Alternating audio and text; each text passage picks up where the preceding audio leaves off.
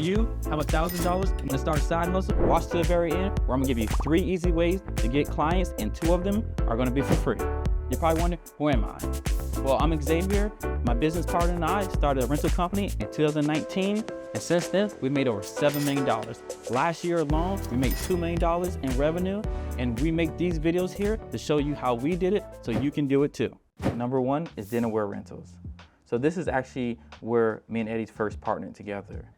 We actually started out, we had our own chair and table companies, and then we eventually partnered together to do a dinnerware company. We both put in $1,000 each, and we basically built our collections, and we had a couple of jobs that basically helped pay for everything.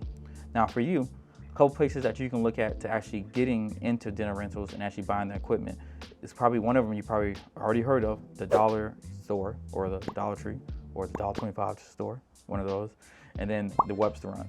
Webstaurant is a store online. You can go through there. It has tons of different stuff that different restaurants can buy, different equipment. They also can go through and buy plates and dinnerware and all that stuff. So it's a lot of things you can do in there. Typically, the way you would break down your $1,000 on here is that you would try to get 100 of items. So you would try to get like basically so you can dine 100.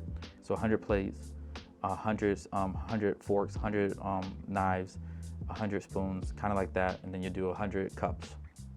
You buy your 100 cups, your goblet cups from the Dollar Tree.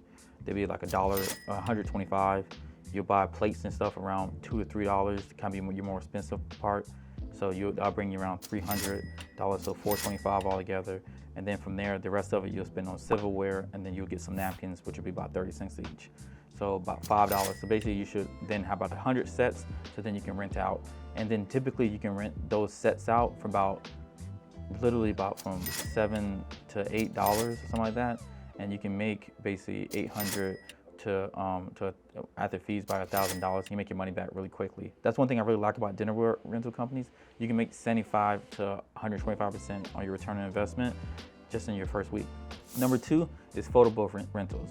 So I haven't personally ran this one right here, but we have worked with a lot of different companies and a lot of different partners to help basically get these rented out.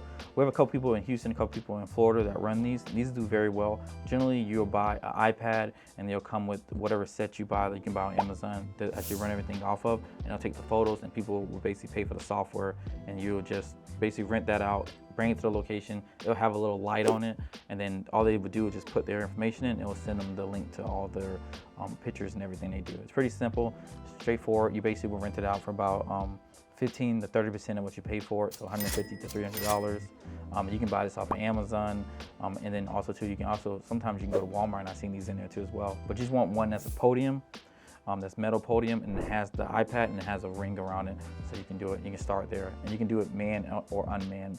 But this is a good way to start, and it's easy to get into it. And about a lot of the places you go to when you go to big parties, they have photo booths there anyway. Number 3 is concession rentals. Now this is something that we've recently kind of got a lot more into it. If you can think about this right here, this is going to be your popcorn machines, your cotton candy machines, and also too like your snow cone machines and your hot dog rollers, anything you can think of, like those type of foods that you might have at an event or something like that. So for us, we have bought these from Webstaurant, and that's one place we bought them from. You can get some from Amazon, but generally Restaurant has like some of the best prices. So like for your popcorn machines, it'd be like $200 to $300. Your snow cone machine will be kind of the same. And then also I think your hot dog rollers actually be a little bit cheaper, and you can get all of these together, and you probably can get one of each, and you can rent them out. And then typically these right here go for about 25 to 35%. So you can literally make about a couple $100 back in your first week of getting them, and then over time you make a lot of. Number 4 is generator rentals. Now this is something that I call power that you can go into. You might only be able to get like 2 or 3 different generators. If you buy them used, you can buy more. If you go to the pawn store, you go up there, people are punning their stuff, trying to get some money, But what happens is they'll keep the stuff, and you can buy like 3 or 4 of these and you can rent them out. And these generally rent out from $50 to $125, and then you'll bring them to the location, and then they'll use it for power. And then along this, you can buy power cables and cords, and you can buy power cable protectors so people can drive over. And there's a lot of different stuff you can do in there. Generally, any type of event that's being held outside, they're gonna need some type of power.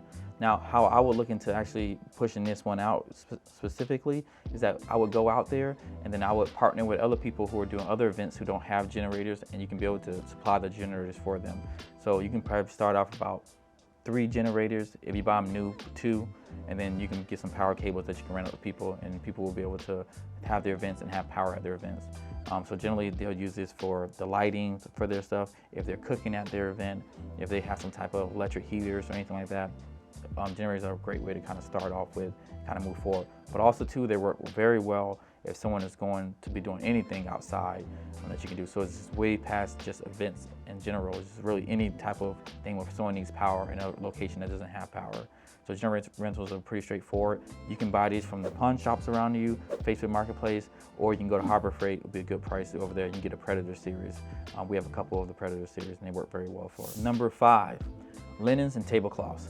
So this is, I would say, a very interesting way you can go about it. So typically, most of you guys, if you have any tables and chairs rental company, you might have this already. But if you don't, if you do tablecloths and you do linens, basically what you will really kind of focus on is just getting the colors and the amounts that people don't have.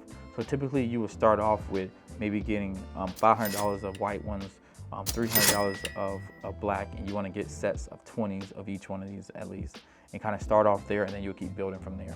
Your most popular colors are going to be just white and black, and then the materials you'll kind of stick with, it'll be polyester and spandex. If you're doing more commercial events, you'll get into spandex. If you're doing more traditional weddings or anything like that, you'll be looking more at the actual free-flowing, which would be just polyester. On these right here, the numbers for these are like crazy. So like you can make about 100% to 300% times, not 300% of the amount you invest into it. If you go to CV Linen, look at the prices, you basically charge 3 times that. If you're gonna iron them or press them, you can do that. You can do it just with a regular iron, or you can get a press machine.